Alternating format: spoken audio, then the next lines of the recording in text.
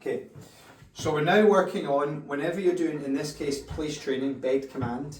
The reason we call it place is because you want the dog to stay in one place, okay? Rather than being out in the street or at a cafe or something, instead of saying bed, you can say place, okay? Also, place is more of a switch off command.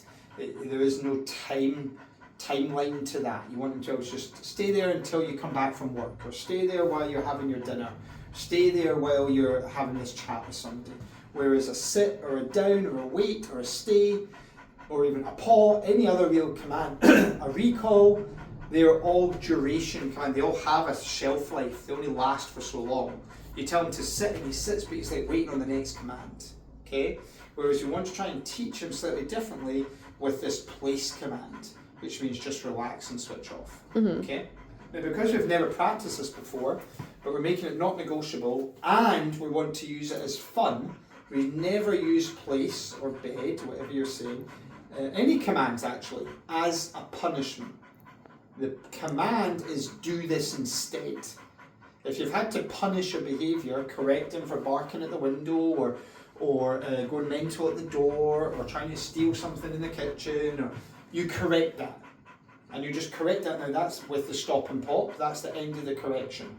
This is showing him what to do instead. So you don't go, oh, get in your bed, or bad boy.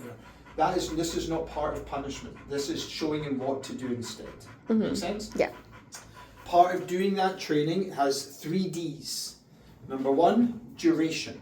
We're working on duration right now. If you look at him, he's struggling with duration, okay? Which is the length of time you make him stay there.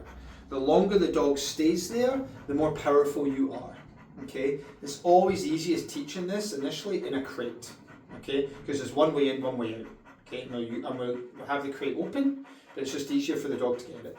But number 1, do your ins and outs, and then work on duration. So we're not that far away from Ollie, but he has to stay there. The dog is in command right now. He's following command. But what you expect to see with a dog that struggles, that doesn't normally follow commands, or is super hyperactive or anxious, is you would expect to see some shaking, some panting. Exactly what Ollie's doing here, and we've already practiced this a bit, and this is already 10 times better than he was earlier. But that's just adrenaline. It's because his whole brain is going, listen to this guy and do what we're told, and we're doing piano lessons. But his body is like, no, run around and jump and go wherever you like and pick up that ball and do other stuff. But we're like, no, you're in command right now, you need to follow me. So number 1 is work on duration. Number 2 is distance. The further away you get from the dog, the more powerful you are. Okay? So then you practice this inside, outside, the garden, on a walk. This really helps with impulse control. Okay? Duration and distance. Number 3, the biggie, distraction.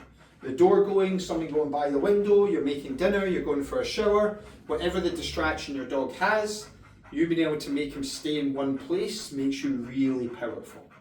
And that's what you've got to work on. So you're doing name, command, affection, and you're always working in your head on distance, duration, and distraction. Make sense? Awesome. Now it's your turn. Now you can stop it.